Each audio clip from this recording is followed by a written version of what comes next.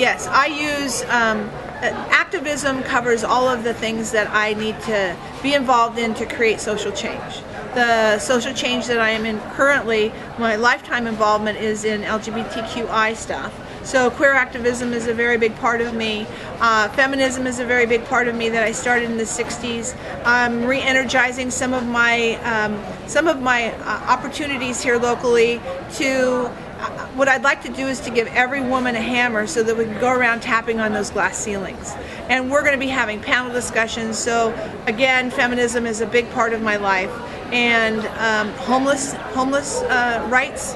I'm very involved in homelessness, and it kind of bounces off my big fight with the queer activism.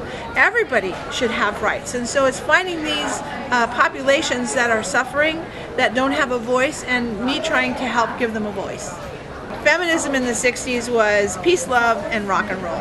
It was the best of times, and it was the worst of times because we had all these big fights. Feminism, I discovered in 1967 that I was the first female letter carrier in Sacramento, and that was the year that they enacted the Equal Employment Opportunity Law in the U.S. And that meant that women could get equal pay for the same jobs that men got. Well, the equal pay thing is kind of iffy, but at least I was working for the post office and I applied for this carrier position. They had to meet about it several times before they gave me the job, but I didn't know that it was part of this equal employment opportunity. I thought, I can carry mail, I can deliver mail. So that was a big part of my activism, that I went and got this job, and then all of the men that I worked around really treated me badly. And I didn't know why. And it was because I was the only woman there. And the badness lasted for about 9 years, and then I quit and I started my own firm. So it ended up allowing me the opportunity to move forward with the rest of my life. So it was all good. I started working with California Now in, I think it was probably around 2002, and we had about 8 years where we worked with them and we created products that say, I fight back. What we did is we put the social marketing spin on all their materials. Social marketing is different than social media. It's where we create behavior change with the materials that we create. Equality Action Now started on November 5th, 2008, the day that Prop 8 passed.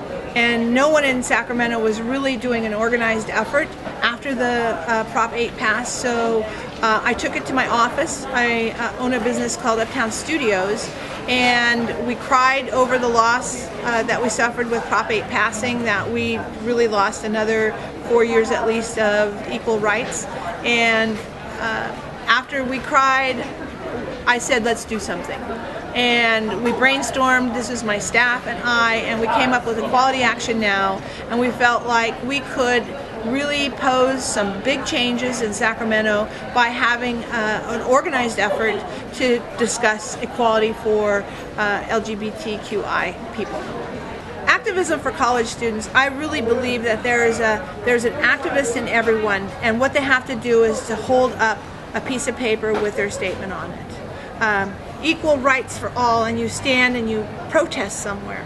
It's your First Amendment right to have a voice and to share that voice with others and to join other activists. It changes your life, it gets you involved in greater things beyond yourself. Especially in college, this is the place where you're thinking big things and dreaming big dreams, and why not? And asking yourself, why can't these people have the things that I have? And then it's taking a stand for it. And it really does, it explodes knowledge bubbles inside you, so that you never ever will go back and be the same nonchalant person about issues that really matter to you. Become an activist. Find a cause that you believe in and just show up, whether it's volunteering at a nonprofit or doing phone banking for a political candidate. Show up. It changes your life.